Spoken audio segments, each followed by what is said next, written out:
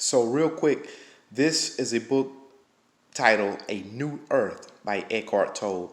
And I'm just going to start reading in the middle of a page. But basically what Eckhart is explaining here is that when we resist life, then life reflects that back to us. So let's go. Life, which is now, is seen as a problem, and you come to inhabit a world of problems that all need to be solved before you can be happy, fulfilled, or really start living, or so you think. The problem is, for every problem that is solved, another one pops up. As long as the present moment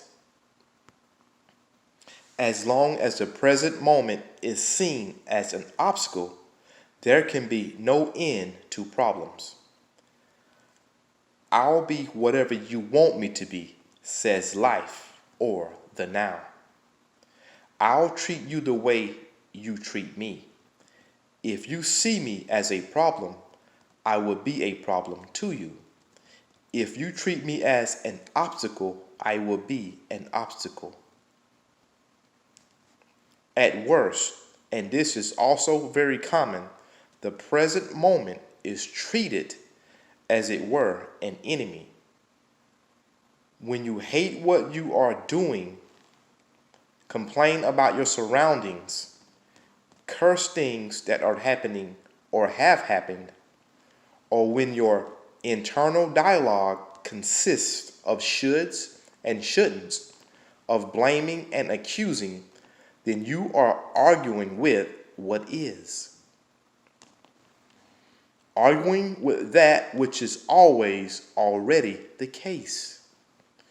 You are making life into an enemy, and life says war is what you want, and war is what you get. External reality, which always reflects back to you, your inner state, is then experienced as hostile. So essentially, Eckhart is showing us how whatever we resist persists, right? So if you resist anything, essentially you are resisting life. And check this out. You are life. So when you resist life, you resist yourself. A vital question to ask yourself frequently is, what is my relationship with the present moment? Then become alert to find out the answer. Am I treating the now as no more than a means to an end? Do I see it as an obstacle? Am I making it into an enemy? Since the present moment is all you ever have, since life is inseparable from the now, what the question really means is, what is my relationship with life? This question is an excellent way of unmasking the ego in you and bringing you into the state of presence.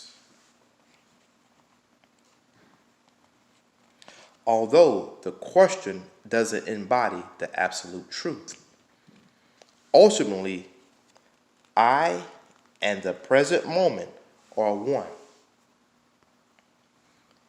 It is a useful pointer in the right direction. Ask yourself it often until you don't need it anymore. And the question once again is to ask yourself, what is my relationship with life, right? So if you are angry at something, upset, or get moved by any type of negative emotion, or even a positive emotion, to consistently ask yourself, what is your relationship with the now? What is your relationship with life? And you are life, right? So if you are resisting anything in life, that resistance cause you to those things to persist, right?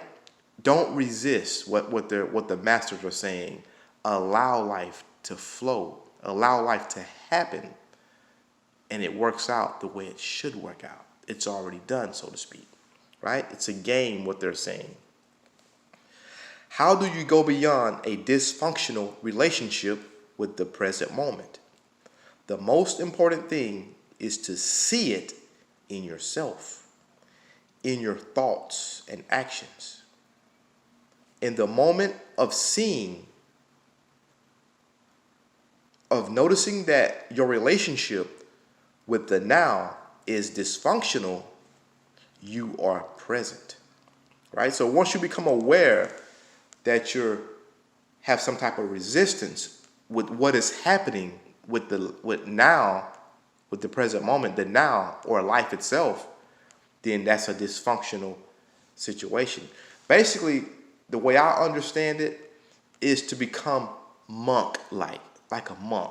You're not moved by anything, right? You don't let anything on the outside circumstances and situations move you.